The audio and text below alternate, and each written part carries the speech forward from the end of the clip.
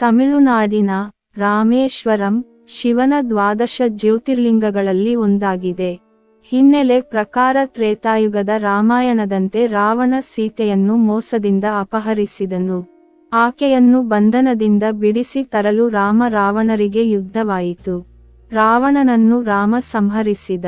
ರಾವಣನಿಗೆ ರಾಕ್ಷಸ ಗುಣಗಳಿದ್ದರೂ ಅವನು ಬ್ರಾಹ್ಮಣ ಮಹರ್ಷಿಗಳ ಮಗ.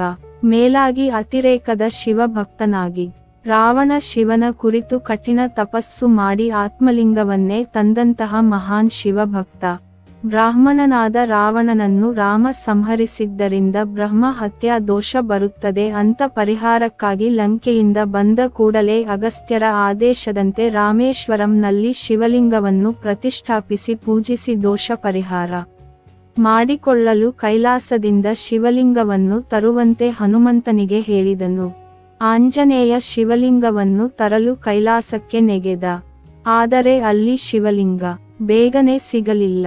ಮುಹೂರ್ತದ ಸಮಯ ಮೀರುತ್ತಿದೆ, ಸಮಯ ಆಗಿಬಿಡುತ್ತದೆ ಎಂದುಕೊಂಡು ಸಮುದ್ರ ದಡದಲ್ಲಿದ್ದ ಮರಳಿನಿಂದಲೇ ಸೀತೆ ಒಂದು ಲಿಂಗವನ್ನು ಮಾಡಿ ರಾಮನಿಗೆ ಪೂಜಿಸುವಂತೆ ಹೇಳಿದಳು. ರಾಮ ಮರಳು ಲಿಂಗವನ್ನು ಪ್ರತಿಷ್ಠಾಪಿಸಿ ಪೂಜೆ ಸಲ್ಲಿಸಿದ. ಇನ್ನೇನು ಪೂಜೆ ಆಯಿತು ಎನ್ನುವಾಗ ಕೈಲಾಸದಿಂದ ಹನುಮಂತನು ಲಿಂಗವನ್ನು ತಂದನು. ಆದರೆ ರಾಮ ಶಿವಲಿಂಗಕ್ಕೆ ಪೂಜೆ ಮಾಡಿ ಮುಗಿಸಿದ್ದನ್ನು ನೋಡಿ ಹನುಮಂತನಿಗೆ ಬೇಸರವಾಯಿತು. ಆದರೂ ಪ್ರಭು ನಾನು ತಂದ ಲಿಂಗಕ್ಕೆ ಪೂಜೆ ಮಾಡಬೇಕು ಎಂದು ಸ್ವಲ್ಪ ಅಸಮಾಧಾನದಿಂದಲೇ ರಾಮನಿಗೆ ಹೇಳಿದಾಗ ರಾಮ ಹೇಳಿದ, ಆಯಿತು, ನೀನು ತಂದ ಲಿಂಗಕ್ಕೆ ಪೂಜೆ ಮಾಡುವೆ. ಈಗ ನಾನು ಪೂಜೆ ಮಾಡಿದ ಲಿಂಗವನ್ನು ತೆಗೆದುಬಿಡು ಎಂದನು. ಹನುಮನು ಉತ್ಸಾಹದಿಂದ ಆ ಮರಳಿನ ಲಿಂಗಕ್ಕೆ ಕೈ ಹಾಕಿ ತೆಗೆಯಲು ಎಷ್ಟೇ ಪ್ರಯತ್ನಿಸಿದರೂ ಅದು ಬರಲಿಲ್ಲ. ಪ್ರಯತ್ನಿಸಿದಕ್ಕೆ ಅವನ ಕೈಗೆ 4 ಮರಳಿನ ಕಣಗಳು ಅಂಟಿದವೇ ಹೊರತು ರಾಮ ಪ್ರತಿಷ್ಠಾಪನೆ ಮಾಡಿ ಪೂಜಿಸಿದ ಶಿವಲಿಂಗವನ್ನು ಹನುಮನಿಂದ ಅಲುಗಾಡಿಸಲು ಆಗಲಿಲ್ಲ. ಹನುಮ ಕೋಪ ತಣ್ಣಗಾಯಿತು. ಆದರೂ ಬಹಳ ವ್ಯಾಕುಲಗೊಂಡಿದ್ದ ಹನುಮಗೆ ರಾಮ ಹೇಳಿದ, ಬೇಸರ ಪಡಬೇಡ ಹನುಮ, ನೀನು ತಂದ ಲಿಂಗವನ್ನು ಪ್ರತಿಷ್ಠಾಪಿಸಿ ಪೂಜೆ ಮಾಡುವೆ. ಇನ್ನು ಮುಂದೆ ಇಲ್ಲಿಗೆ ಬರುವ ಭಕ್ತರು ನೀನು ತಂದ ಶಿವಲಿಂಗವನ್ನು ಮೊದಲು ದರ್ಶನ ಪೂಜೆ ಮಾಡಿ ನಂತರ ನಾವು ಮಾಡಿದ ಮರಳು ಲಿಂಗ ದರ್ಶನ ಪೂಜೆ ಮಾಡುತ್ತಾರೆ ಎಂದನು. ಹನುಮಗೆ ಸಂತೋಷವಾಯಿತು. ತಮಿಳುನಾಡಿನ ರಾಮೇಶ್ವರಂ ಕ್ಷೇತ್ರ ಪ್ರಸಿದ್ಧ ಪುಣ್ಯಕ್ಷೇತ್ರವಾಗಿದೆ. ಇಂಥದೊಂದು ಘಟನೆಗೆ ರಾಮೇಶ್ವರಂ ಕ್ಷೇತ್ರ ಸಾಕ್ಷಿಯಾಗಿದೆ. ರಾಮೇಶ್ವರಂ ಕ್ಷೇತ್ರಕ್ಕೆ ಬರುವ ಭಕ್ತರು ಮೊದಲು ಗರ್ಭಗುಡಿಯಲ್ಲಿರುವ ಹನುಮ ತಂದ ಶಿವಲಿಂಗಕ್ಕೆ ಪೂಜೆ ಮಾಡಿ ನಂತರ ರಾಮ ಸೀತೆ ಮರಳಿನ ಶಿವಲಿಂಗ ಮಾಡಿ ಪ್ರತಿಷ್ಠಾಪಿಸಿದ ಲಿಂಗಕ್ಕೆ ಪೂಜೆ ಸಲ್ಲಿಸುತ್ತಾರೆ. ಆಂಜನೇಯ ತಂದ ಲಿಂಗಕ್ಕೆ ವಿಶ್ವಲಿಂಗವೆಂದು, ರಾಮ ಸೀತೆ ತಯಾರಿಸಿ ಪ್ರತಿಷ್ಠಾಪಿಸಿದ ಲಿಂಗಕ್ಕೆ ರಾಮನಾಥ ಲಿಂಗವೆಂದು ಕರೆಯುತ್ತಾರೆ. ಆ ದಿನಗಳಲ್ಲಿಯೂ ಕೆಲವರ ಮನಸ್ಸಿನಲ್ಲಿ ಮರಳಿನಿಂದ ಮಾಡಿದ ಲಿಂಗ ನಿಲ್ಲಲು ಹೇಗೆ ಸಾಧ್ಯ, ಇದೆಲ್ಲ ಕಟ್ಟು ಕಥೆ ಎಂಬ ಮಾತನ್ನು ಹೇಳುತ್ತಿದ್ದ ಸಮಯದಲ್ಲಿ ಭಾಸ್ಕರರಾಯರು ಎಂಬ ಸಂಸ್ಕಾರವಂತರು ರಾಮೇಶ್ವರಂ ಕ್ಷೇತ್ರಕ್ಕೆ ಬಂದರು. ಜನಗಳ ಆರೋಪದ ಮಾತುಗಳು ಇವರ ಕಿವಿಗೂ ಮುಟ್ಟಿತು.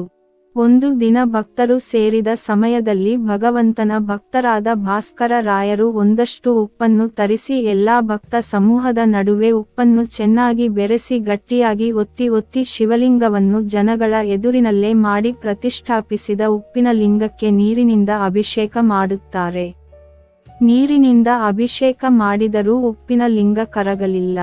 ಚಕಿತರಾಗಿ ನೋಡುತ್ತಿದ್ದ ಜನಗಳಿಗೆ ಹೇಳಿದರು, ನನ್ನಂತ ಒಬ್ಬ ಸಾಮಾನ್ಯ ಭಕ್ತ ಉಪ್ಪಿನಿಂದ ಲಿಂಗ ಮಾಡಿದರೆ ಅದು ನಿಂತಿದೆ ಎಂದಾದರೆ ಅಸಾಮಾನ್ಯನಾದ ಭಗವಂತ ಮಾಡಿದ ಮರಳಿನ ಲಿಂಗ ನಿಲ್ಲುವುದು ಯಾವ ದೊಡ್ಡ ವಿಷಯವೂ ಅಲ್ಲ ಎಂಬುದನ್ನು ಪ್ರತ್ಯಕ್ಷವಾಗಿ ಪ್ರಮಾಣೀಕರಿಸಿ ಜನಗಳಿಗೆ ತೋರಿಸಿದರು. ಕರಗದ ಉಪ್ಪಿನ ಲಿಂಗಕ್ಕೆ ವಜ್ರೇಶ್ವರ ಲಿಂಗ ಎಂದು ಕರೆಯುತ್ತಾರೆ. ಇಂದಿಗೂ ರಾಮೇಶ್ವರಂಗೆ ಹೋಗುವ ಭಕ್ತರು ಹನುಮ ತಂದ ವಿಶ್ವಲಿಂಗ, ಸೀತೆ ಮಾಡಿದ ಮರಳಿನ ರಾಮನಾಥ ಲಿಂಗ ಮತ್ತು ರಾಮ ಭಕ್ತರಾದ ಭಾಸ್ಕರ ರಾಯರು ಮಾಡಿದ ಉಪ್ಪಿನ ಲಿಂಗ ದರ್ಶನವನ್ನು ಮಾಡುತ್ತಾರೆ. ಭಗವಂತ ಅಣು ರೇಣು ತೃಣಕಾಷ್ಟದಲ್ಲೂ ಇರುತ್ತಾನೆ ಎನ್ನುವುದಕ್ಕೆ ಇದೊಂದು ಉದಾಹರಣೆ. ಮಣ್ಣು ಕಲ್ಲು ಮರಳು ಗಿಡ ಕಂಬ ತೊಲೆಗಳಲ್ಲೂ ಭಗವಂತ ಇರುತ್ತಾನೆ. ಭಕ್ತಿಯಿಂದ ಕರೆದರೆ ಬಂದೇ ಬರುತ್ತಾನೆ ಎಂಬುದಕ್ಕೆ ಪ್ರಹ್ಲಾದ ಕರೆದಾಗ ಕಂಬ ಒಡೆದು ಬಂದ ಉಗ್ರ ನರಸಿಂಹ, ಶಬರಿ ಭಕ್ತಿಗೆ ಮೆಚ್ಚಿ ಎಂಜಲು ಹಣ್ಣನ್ನೇ ಸ್ವೀಕರಿಸಿದ ರಾಮ, ಮಾಂಸವನ್ನು ಅರ್ಪಿಸಿದ ಬೇಡರ ಕಣ್ಣಪ್ಪನಿಗೆ ಒಲಿದ ಪರಮೇಶ್ವರ, ಪುಟ್ಟ ಬಾಲಕ ಧ್ರುವನಿಗೆ ಒಲಿದ ನಾರಾಯಣ ಹಲವು ಕಥೆಗಳು ಇವೆ. ಕಣ್ಣು ಮುಚ್ಚಿ ಭಕ್ತಿಯಿಂದ ಧ್ಯಾನಿಸಿ ಕರೆದರೆ ಭಗವಂತ ಓಡೋಡಿ ಬರುತ್ತಾನೆ ಎಂಬುದೇ ನಮ್ಮ ಸನಾತನ ಧರ್ಮದ ಶಕ್ತಿ. ಕಲ್ಲಿನ ಪ್ರತಿಮೆಗಳಿಗೆ ಹಾಗೆ ಗಿಡ ಮರ ಅಲ್ಪವಿರಾಮ ನದಿ, ಕೆರೆ, ಹಳ್ಳ ಕೊಳ್ಳಗಳನ್ನು ಆರಾಧಿಸುತ್ತೇವೆ.